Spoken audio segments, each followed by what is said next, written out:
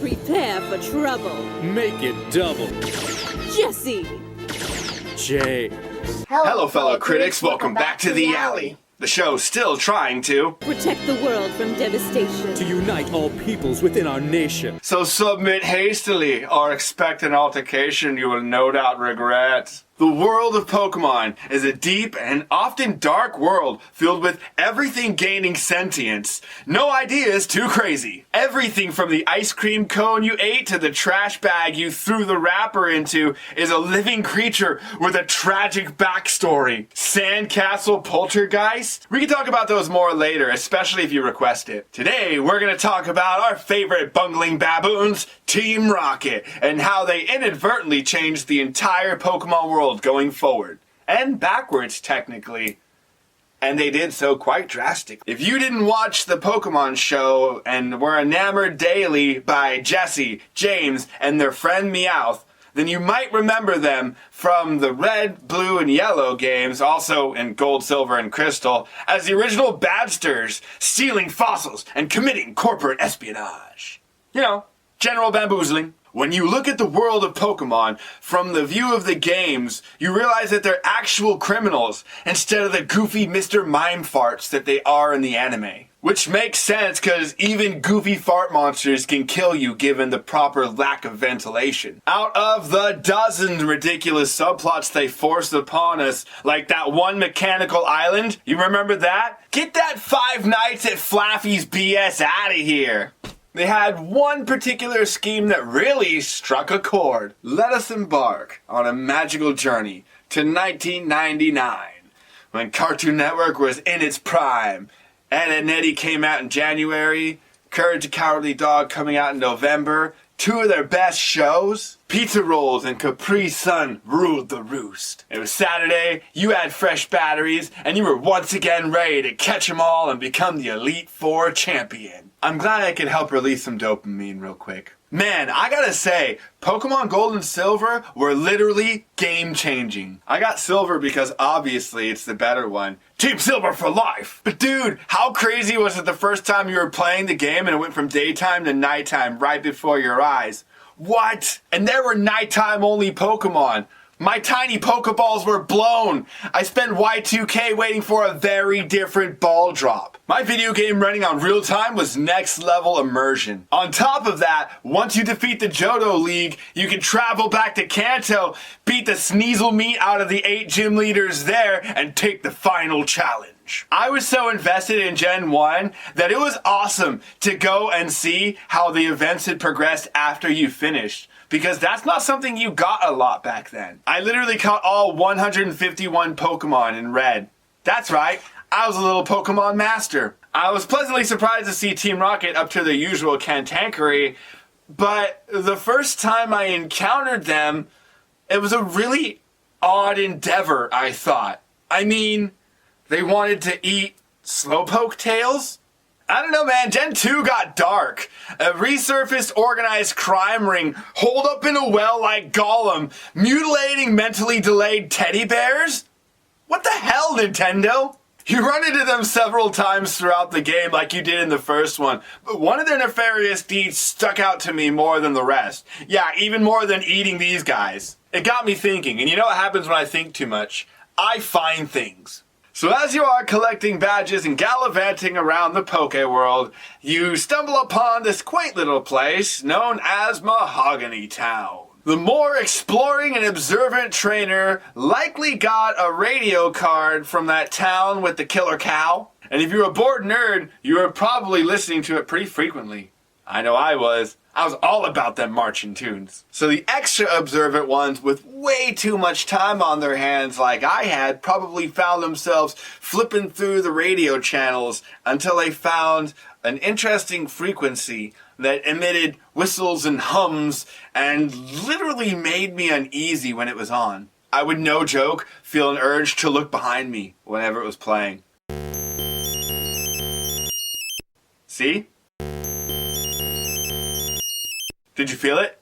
Did you feel the urge? Did you look behind you? Do Nosferatu. Well, that creepy cryptic cacophony is a code, and it initially can be traced to Mahogany Town. But when you first show up, everyone's being weird and blocking stuff and talking about things going on at the Lake of Rage, which is an awesome band name, by the way. We are Lake of Rage! And, you know, they're talking about a red Gyarados. And, dude, Gyarados is awesome. A red Gyarados sounds even cooler, so of course we hightail it up there. After probably getting shafted by the shifty toll trolls, unless you live for battle and went the grassy routes like I did myself, you eventually stumble up to Lake of Rage and you see that the rumors are true. There is a Gyarados just chilling, rah rah, in the middle of the water. But not just any Gyarados, a red Gyarados. Tiny Pokeballs blown clean off again! So of course, we catch it and we name it something cool.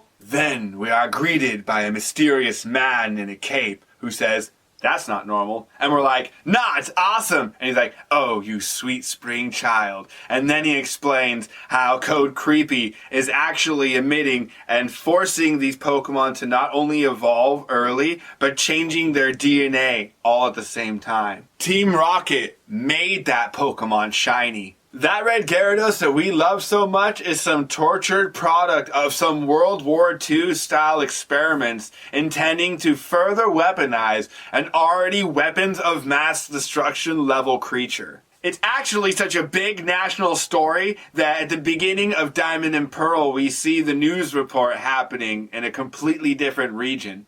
So you head back down to meet Lance at that place that was shadier than a Murkrow in Aviators, which, by the freaking way, Lance has his Dragonite Hyper Beam that guy. Isn't that against some kind of Poke law? You guys tear through the place faster than Snorlax at a Citrus Festival, and then find out that, I guess, electrodes make pretty good power sources, and while you're goofing around knocking out Zubats, Team Rocket declares that they've already achieved a loftier goal, which is literally take over the radio tower and put out their dirty words on a louder speaker. And it's done dirt cheap. And that radio tower broadcasts far enough that Sinnoh can get it, and to my understanding that's pretty far away.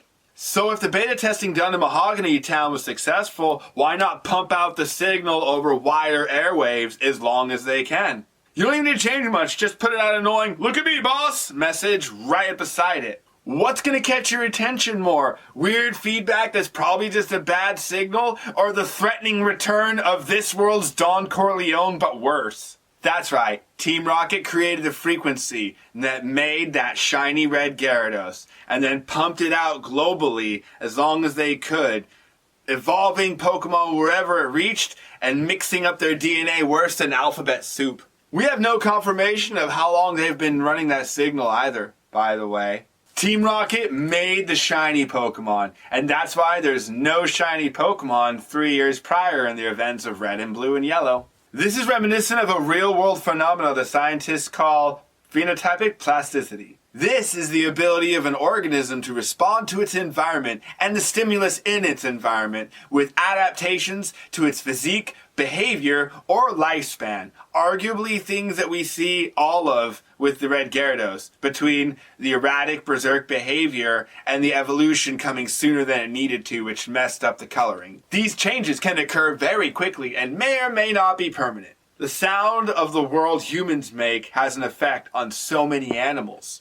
Birds will change their songs, bats will increase their clicks, and most relevant to our situations, chameleons will change their colors. Fun fact, chameleons don't change their colors to match their environments like people often think. Sometimes it's done unconsciously for things like body regulation, because different colors pull heat in better. Mostly, it's done purposefully to signal things like mating and, more applicably, express their aggression. Angry chameleons reflect their lakes of rage. They do this by dispersing or concentrating the pigment granules in the cells that have them. The nanocrystals in their dermis get tight, it makes more cool greens and blues. When they get loose, it creates more reds and yellows. Some fleas can differ depending on the presence or absence of certain predators, which will change the vibrations around them. Some grasshoppers will change their colors depending on their population density. Their attitudes can even change from meek to the voracious, low kicks like locusts that we saw in Bible stories. Some amphibians even have the remarkable ability to hatch early if they detect predators in the area. Through chemicals and vibrations, you know the things sounds make? I have to mention the punk rocker frog, Pristimantis mutabilis, because not only is punk rocker frog an awesome name, but little dude can frickin' grow and retract spikes like Wolverine. Everything, both organic and inorganic, have responses to vibrations, pitches, and certain frequencies. Legends say that's mostly how Merlin's staff worked. Team Rocket found a way to make more aggressive and rare Pokemon, which was their goal from the very beginning. What looks cooler than a black, rage-filled, murder-hungry Charizard? Looks like Critic Alley is blasting off again. Critically yours, the Fox.